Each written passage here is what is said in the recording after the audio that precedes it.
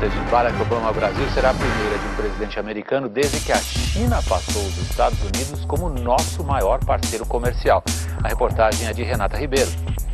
Há 110 anos, os Estados Unidos eram de longe o nosso principal parceiro comercial. Com o tempo, o Brasil foi crescendo, vendendo para outros países e o peso das compras americanas foi caindo. Mas nada que abalasse a liderança dos Estados Unidos por décadas. Olha só, em 90, como a participação dos chineses ainda era pequenininha. Mas em 2009, a China virou o jogo e passou a ser nosso principal parceiro comercial. Hoje, os americanos compram menos de 10% do que vendemos para fora e a China, 15%. O principal motor dessa virada foi o apetite por commodities dos chineses. Nos últimos 10 anos, enquanto trocava os Estados Unidos pela China como maior mercado, o Brasil também trocava a pauta de exportação de produtos industrializados para matérias-primas. Os Estados Unidos, nessa área de produtos primários, ou competem com o Brasil ou protegem o seu mercado. Por isso que para nós a China foi uma revelação. Na hora que a China apareceu, ela mudou o mercado mundial de commodities.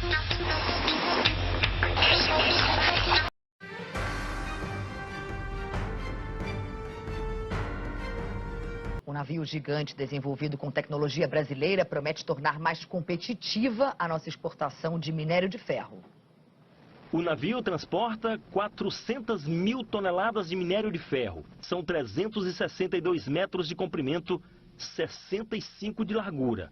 Normalmente, navios desse tipo medem 290 metros. Para se ter uma ideia, o tamanho do novo navio equivale a uma fila de 36 caminhões-baú. São 6 porões gigantescos. O carregamento pode ser feito de uma única vez.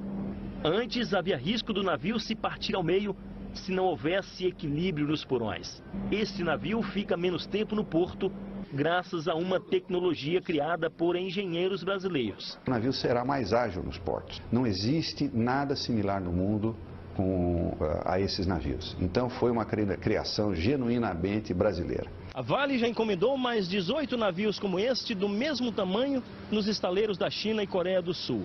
A estratégia é tornar o minério de ferro brasileiro mais barato e competitivo no mercado asiático. A meta é exportar 522 milhões de toneladas até 2015, 5 vezes mais do que atualmente.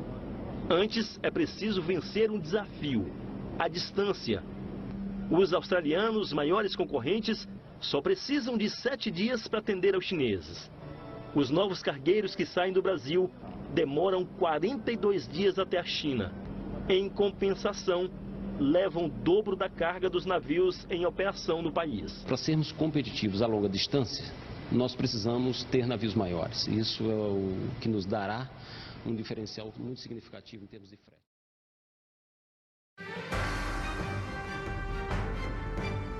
Colheita da soja, nessa época do ano, algumas cidades do interior do estado lucram muito com a safra cheia.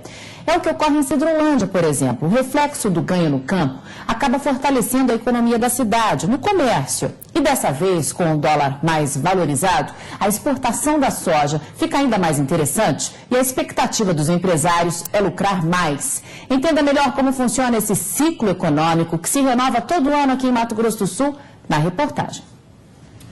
Mato Grosso do Sul está entre os principais produtores de grãos do país.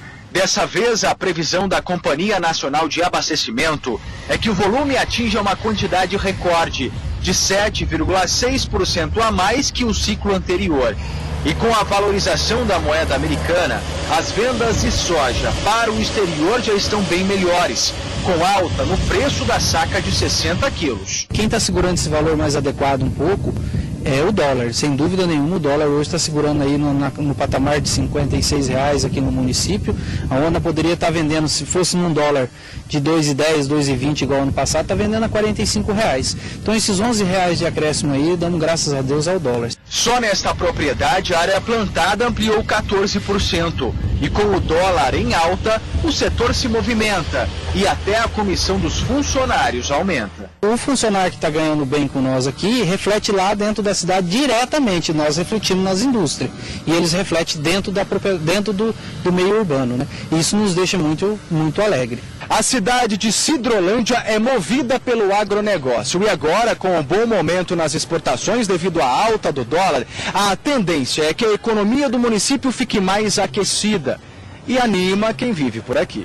Aqui neste loteamento, a corrida é contra o tempo para conseguir lançar o empreendimento ainda neste período de safra cheia. O mês de março é um mês que a gente colhe os frutos literalmente, né, no campo e colhe aqui na cidade também, podendo vender o empreendimento com uma destreza absoluta, rápida. Um loteamento aqui a gente já programou ele há anos e anos para que a gente pudesse vender agora no mês de março e abril com a colheita da soja. Na cidade, a loja de material de construção também lucra com o dólar valorizado. A gente sente isso, reflete no nosso comércio, do pessoal que quando colhe bem, vende bem, a gente sente um aumento nas vendas da gente também. Depois do Natal, o comércio local se aquece nesta época. E com a exportação em alta, o otimismo é vender ainda mais. A gente tem uma expectativa boa, claro, a gente sempre tem que pensar positivo. Pelo 6º ano consecutivo, a Cochupé, cooperativa mineira de café com 11.500 cooperados, é líder nas exportações de café verde brasileiro, embarcando 3.232.663 sacas de 60 quilos de café arábica em 2014. Tudo isso em meio à forte estiagem que assolou o estado de Minas Gerais no ano passado. Desde o início do ano passado, quando a gente constatou que a gente teria uma safra prejudicada pela seca, a gente foi atuando fortemente onde não tinha havido problema, tá? Nós não tivemos seca o ano passado no Cerrado e nem na região da Mogiana. Então nós fomos investindo bastante para capturar café nessas regiões. 2014 apresentou um aumento de 19% em relação a 2013.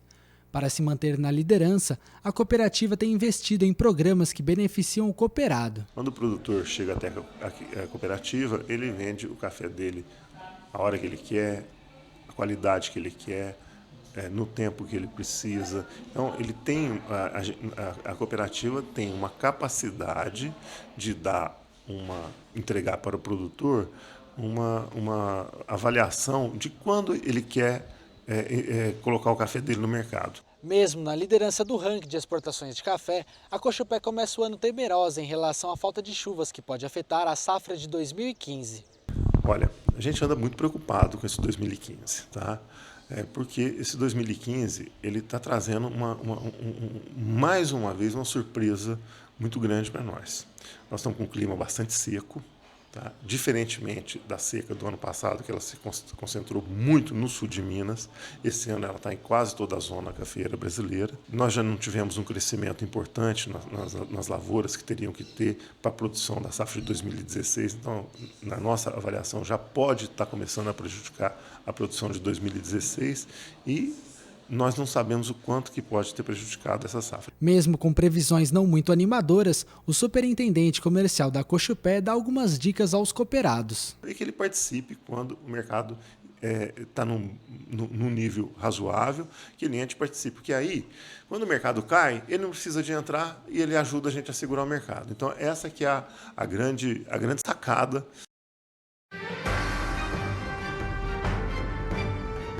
E aumentou o valor de petróleo brasileiro exportado neste ano, resultado de uma produção maior.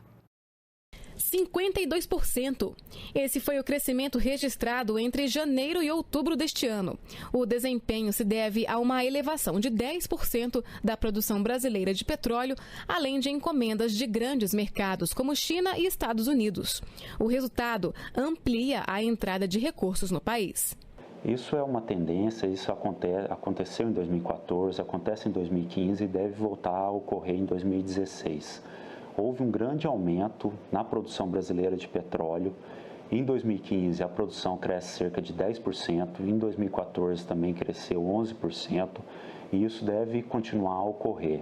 Houve um grande investimento aí na produção do pré-sal e isso é uma tendência aí atual e para os próximos anos. Isso é positivo, traz mais divisas para o Brasil e isso contribui para o setor externo como um todo, que é uma das contas que contribui positivamente aí para o PIB esse ano, que faz gerar emprego e renda no país. A produção no pré-sal triplicou nos últimos 2 anos e meio, saltando de 300 mil barris por dia em abril de 2013 para 900 mil barris por dia em setembro deste ano. Hoje, a balança comercial de tudo que é exportado e importado é positiva. O saldo para o Brasil ultrapassa os 12 bilhões de dólares de janeiro a outubro.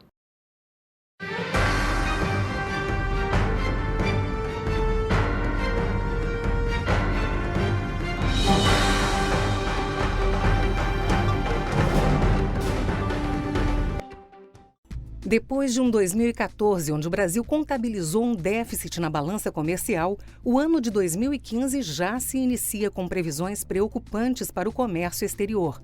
Segundo a estimativa da Associação de Comércio Exterior do Brasil, a AEB, em 2015 a balança comercial brasileira aponta para uma queda de 4,3% nas exportações e para uma redução de 9,8% nas importações. Neste cenário, o país deve acumular um superávit de 8,1 bilhões de dólares na balança comercial em 2015. Porém, o número, que parece bom, na análise do presidente da AEB, José Augusto de Castro, deve ser considerado um superávit negativo. O superávit em 2015 deve ser visto como negativo porque ele é obtido não pelo aumento de exportações, mas sim por queda nas importações. Embora o resultado final seja positivo, para a economia é negativo, porque na verdade representa menor atividade econômica.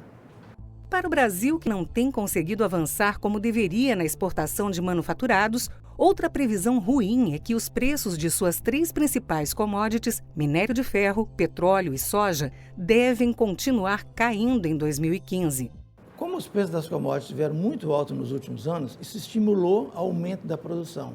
Então hoje, na verdade, o que nós temos é aumento de produção das commodities e não redução da demanda. A demanda continua crescendo. Ocorre que a oferta cresce mais rapidamente do que a demanda. Isso faz com que você tenha um excedente de produção no mundo e os preços naturalmente caiam. Para a AEB, entidade parceira da Confederação Nacional do Comércio de Bens, Serviços e Turismo, CNC, todos esses fatores reforçam a tendência de queda na participação do Brasil nas exportações mundiais. A projeção da associação é que em 2014 essa participação tenha caído para 1,21%. Para 2015, a estimativa é de nova queda, descendo para 1,14%.